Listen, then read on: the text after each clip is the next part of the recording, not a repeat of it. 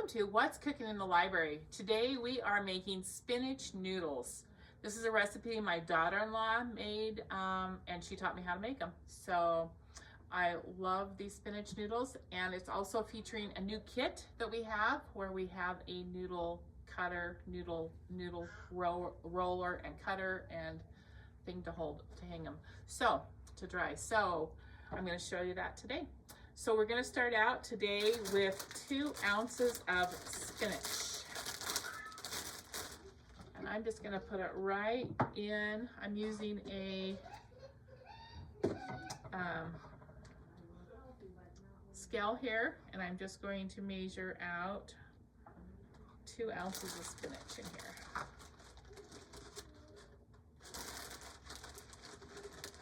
If you put the your container on there and then push tare, T-A-R-E, it actually makes it out to 0, so then you know when you've added 2 ounces. So that is 2 ounces of spinach right there. Go ahead and put it up here now.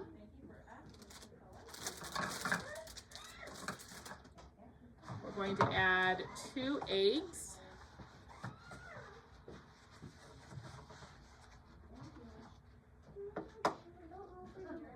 To this blender container.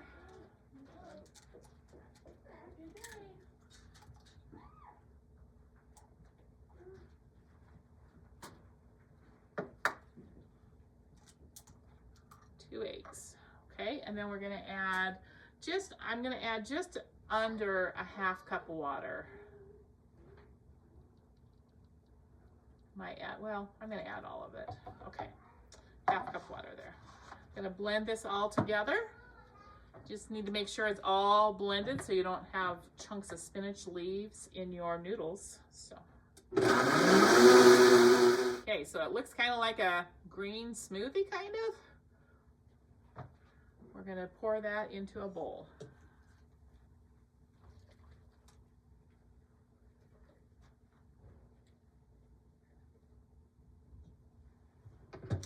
Then we're going to add some flour. So we're going to add 1½ cups of semolina flour.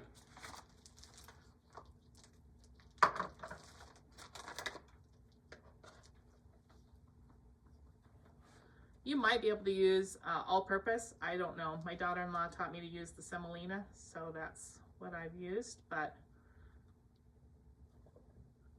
you might be able to just use the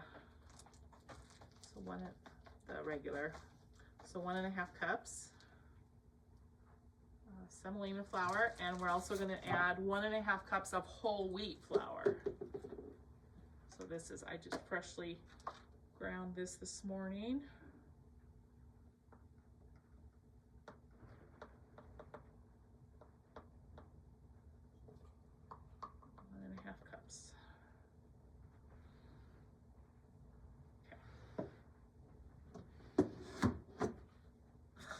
Use a wooden spoon, and I'm just going to mix that together, and then I will use my hands to kind of finish mixing it. Okay, so now I am using my hands, and I'm just kind of kneading this in the bowl to where it forms. It needs to be a pretty firm ball of dough. So if it is too soft, then add some all-purpose flour to it and continue kneading it until it gets to form a firm ball. But this feels a pretty good texture right here. So I'm just going to knead it until it's fully incorporated. You can see this is what it looks like. So I'm just going to knead this until it's just for a minute here. Okay, so now I'm going to form it into a ball. I'm going to leave it right in here, but we're going to cover it now. I just use a cloth. We're just going to cover it with this cloth, and we're going to allow it to sit for 20 to 30 minutes. Okay, so I've let that rest for 20 minutes. I'm going to just cut a little piece off, a little piece of dough here off the end, about that big. right there. That might be even a little bit too big. Okay, and then be sure and cover up the rest of your dough. You don't want your dough to dry out as we're working with it. So, okay. Going to put a little bit of all-purpose flour on the counter here. I'm just going to now form this into a kind of a rectangle. Just a rough rectangle. It doesn't have to be. Okay, and we're not gonna do it really thin, just thin enough that we can start using our pasta maker. Okay, so, okay, kind of like that. Okay, so this is our pasta maker that is in our kit. I'm gonna show you what is in the kit. So this pasta maker hooks to the edge of the counter. So I don't have much of a counter edge, so it's kind of tricky. So this is the only place I could put it. So it is right there. But it comes with, this is the dough, the thing you roll the dough, and it makes it thinner. And then this is the cutter that cuts it into the different noodles. In the kit, we also have a ravioli maker and a ravioli cutter. We have one of our rolling pin things, a dough scraper, and a couple of recipe books. Homemade pasta and ravioli. So a couple of kits. So it has some really fun stuff, really fun recipes in here. Okay, for just regular pasta and stuff. So be looking for that, and it also will have this in there. Okay, so we're gonna start out, and you're gonna put it on the setting that is the very whitest. Now on this machine, that is number 7, which is right here. A lot of machines, my daughter-in-law's machine is number 1 is the whitest. So you can be able to see just by moving it what's the whitest and the thinnest. So this one is 7, okay? So we're gonna go ahead and just roll it through. Once it gets through, we're gonna fold it into thirds, and then we're gonna put it through again. We're gonna keep putting it through and folding it like that until it's going to form a line on one side, and it is going to smooth out and be kind of silky smooth. So that's what we're looking for now.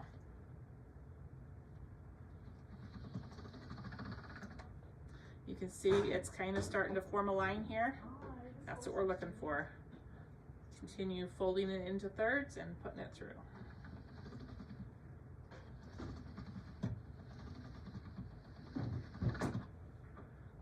Okay, we're getting a pretty good line there, but we're going to put it through one more time.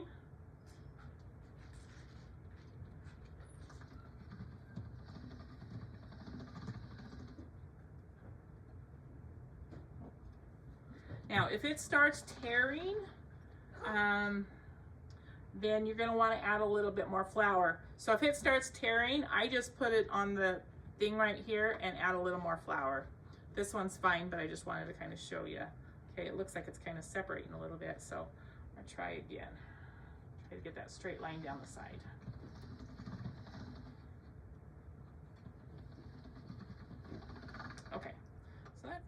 Okay, so you can see I have pretty straight sides here. Now we're going to start rolling it out thinner. So it's on 7, we're going to move it down to 6 without folding it. We are not going to fold it here. We're going to put it through on the setting, on the 6th setting. And then we're going to switch it to the 5 and put it through again. And every time it makes it a little thinner. We're going to keep putting it through until it's the thickness of what we want it to be.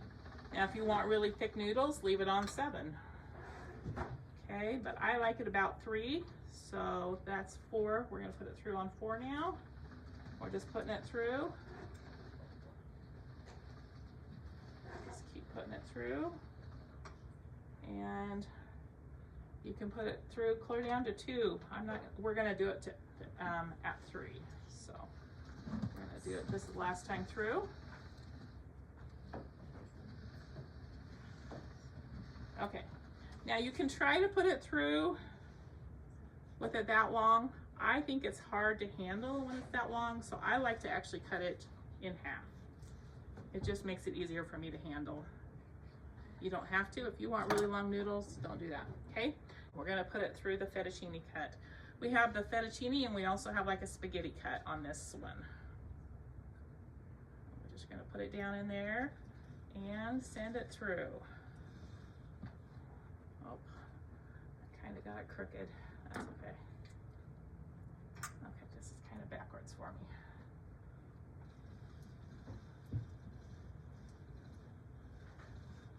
Grab it as it comes through this other side, and we're going to put it over the, put it through here.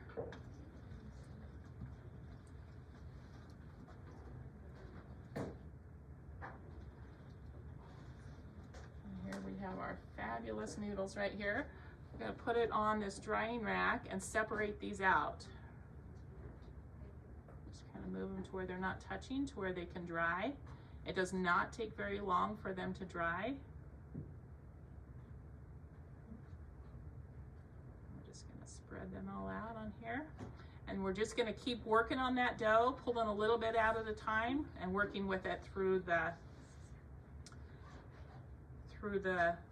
noodle machine here until we are all done with the dough.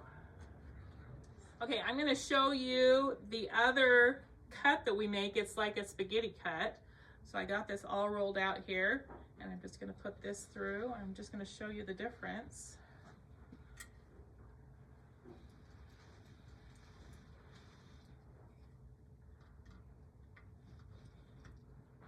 This is really thin.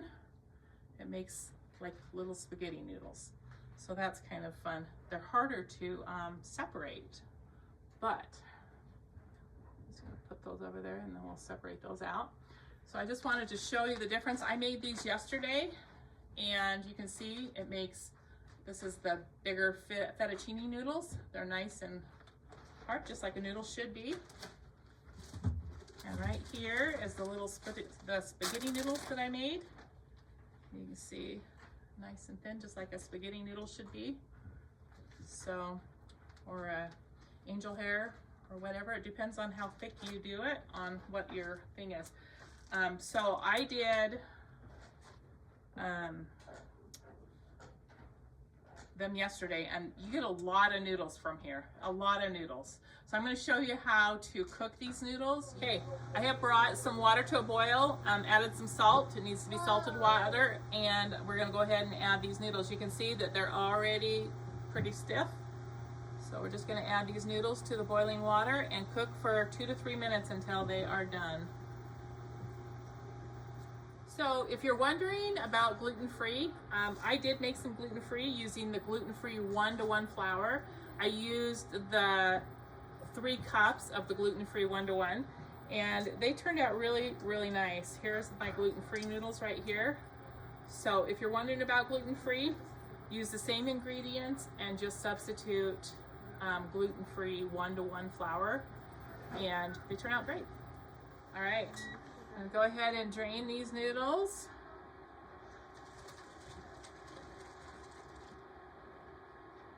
I'm just draining them into another bowl here. Okay. And then you're just going to top it with whatever your favorite sauce is. So I'm going to actually top these with some Alfredo sauce. I do like to make my own Alfredo sauce, but I'm going to be lazy today. We're just going to pour some Alfredo sauce over the top. Stir it in, and there is our spinach noodles with Alfredo sauce. So really easy to store. You can store them. I would suggest probably I put them in a Ziploc bag, and I'll probably put mine in the freezer. But these will keep for quite a while. So and they're really good. They're way better than a bought-in noodle. So it's a fun new kit that we have at the library. Come check it out and give these spinach noodles a try. Give it a try. It's really good.